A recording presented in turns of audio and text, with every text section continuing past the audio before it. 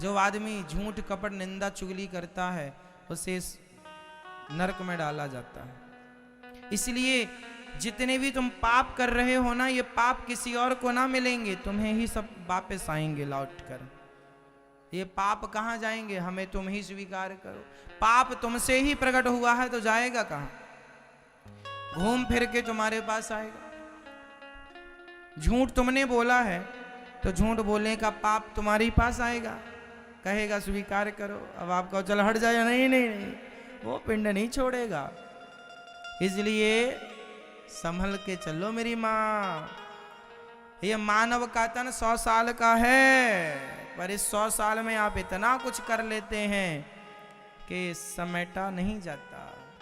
इसलिए खेती करो हरि नाम की साधु भाई, खेती करो हरि नाम की। भगवान के नाम का की फसल वो खेती करो, कृष्ण नाम की, कृष्ण कृष्ण कमाओ खाओ, बच्चों का पालन पोषण करो, सच्चाई ईमानदारी से चलो, खत्म बात। झूठ कपट में जो उलझ जाता है वो ज्यादा पाप इकट्ठे करता है, निंदा चुगली में ज्यादा पाप इकट्ठे होते हैं।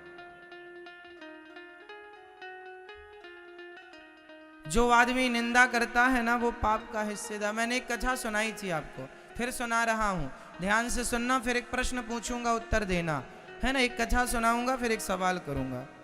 एक राजा ने भंडारा किया, सारे गांव के लोगों को, ब्राह्मणों को भोजन पर बुलाया। सर्दियों का मौसम था तो खुले में खीर पक रही थी। खुले मैदान में क्या पक रही थी? ऊपर से एक पक्षी सांप को पकड़ के जा रहा था, बाज। उसने पंजे में सांप दबा रखा था क्योंकि वो सांप खाता है। तो बड़ा जहरीला नाग था वो, काला किंग कोबरा। तो सांप ना, संयोग देखिए कि पक्षी के पंजे से छूटकर वो खीर में आकर के गिरा और उसे किसी ने गिरते हुए देखा नहीं। तो सांप का जो जहर था वो जाकर के खीर में मिल गया और पूरी खीर हो गई जहरीली।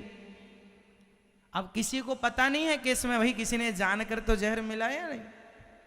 समझो बात को। अब सबसे पहले ब्राह्मण भोजन करने बैठे, तो जितने ब्राह्मण भोजन करने बैठे सबने खीर खाई, और सबने खीर खाई तो सारे ब्राह्मण एक तरफ से मर गए। 100-200 ब्राह्मण मर गए एक पंगत में। अब जितने लोग आए होंगे पहली पंगत ब्राह्मणों की, भाई सारे ब्राह्मण मर गए। अब हाहाकार मच गया पूरे, अरे इतने ब्राह्मण एक साथ मर गए, खाने से मर गए, क्या हुआ, कैसे हुआ। यमराज जी आए। अब यमराज जी ने कहा कि ब्राह्मणों की हत्या का जो पाप है वो किसके गले डालूं? बताओ, वो पाप किसे लगना चाहिए? राजा को, सांप को, पक्षी को जिसने चोंच पंजे पर दबाया उसे, या जो खीर पका रहा था उसे?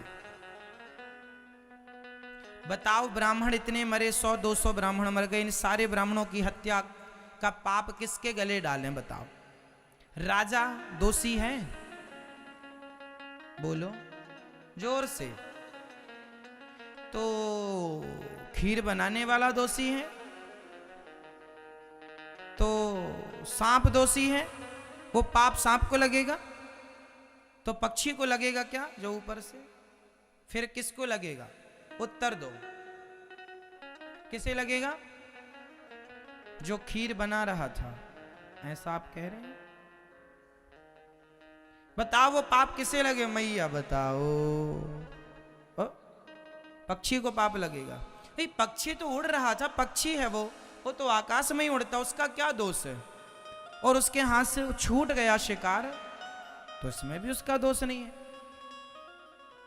खीर बनाने वाले को, भाई खीर बनाने वाला जरा उसी समय गया होगा कहीं लघु शंका वगैरह, उसका क्या दोष है? वो थोड़ी जान के जहर मिलाया।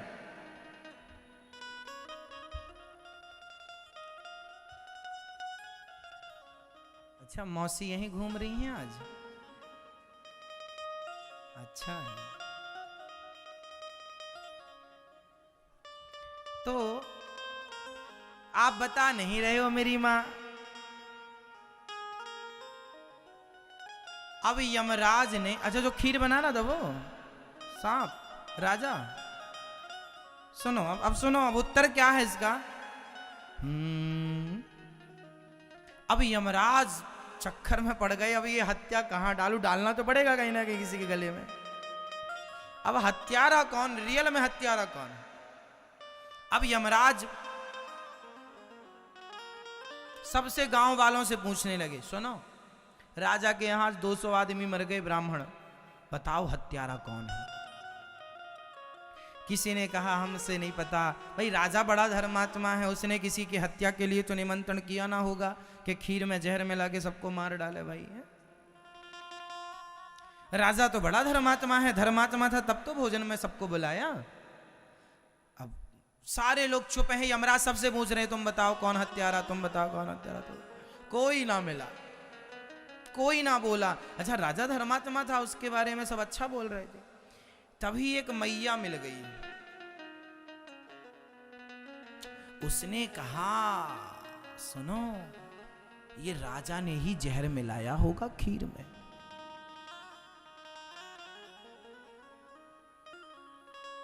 तो यमराज जी ने कहा तुम्हें कैसे पता। अरे वो मैया चुगली करने में माहिर थी ना, मतलब ज्ञान कुछ नहीं है कि सही कौन है गलत, बस बोलना। कुछ लोग समाज में ऐसे होते हैं जिन्हें सही गलत का कोई ज्ञान नहीं है, पर बोलना है, मुंह फाड़ना है बस। उसने कह दिया कि राजा ही जहर मिलाया होगा। हाँ इसने हमारे बेटे को नौकरी से निकाल दिया, हाँ सेना में था निकाल दिया, इसी ने मिलाया होगा जहर। यमराज जी बोले मिल गया हमें, ये 200 ब्राह्मणों की हत्या का जो पाप है अब वो तेरे गले जाएगा। वो घबराई, हमारे गले क्यों। यमराज जी बोलते हैं किसी की गलती नहीं थी, पर तू बिना जाने किसी की निंदा चुगली कर रही है, तो चुगली करने के कारण वो सारा पाप तेरे गले जाएगा। इसलिए आप जिसकी चुगली करते हैं उसका सारा पाप आपके गले आ जाता है। इसलिए मेरी माँ जो तुम दिन भर चुगली करती रहती हो बचा करो, जिसकी चुगली करती हो उसके सारे पाप तुम्हारे गले आएंगे, तुम भोगना उसकी तरफ से नरक। 200 ब्राह्मणों की हत्या का पाप जानते हैं, अभी तक वो बुढ़िया नरक में हो रही होगी, जाके मिल लेना।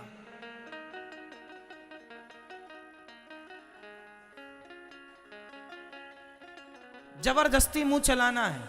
अरे मुंह है इसका मतलब ये नहीं कहीं भी खोल दो।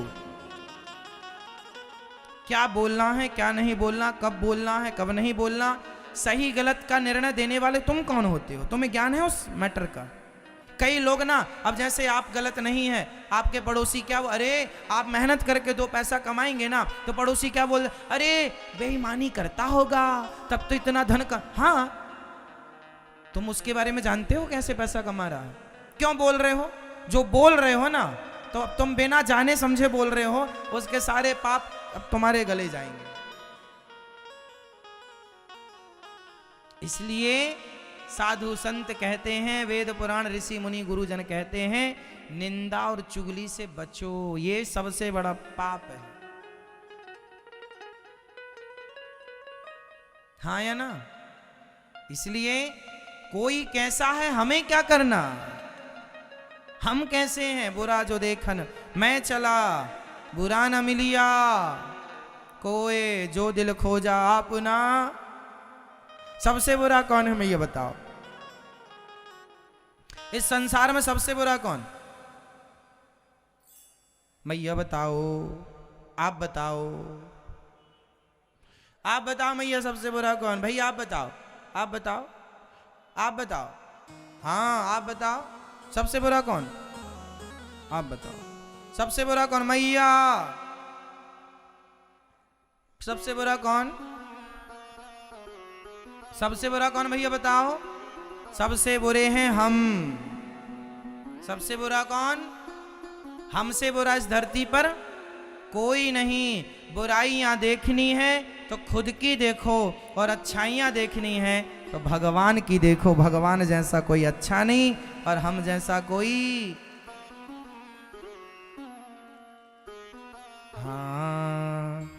बुरा जो देखन में चला, बुरा न मिलिया कोई, जो दिल खोजा अपना, हमसे बुरा न कोई।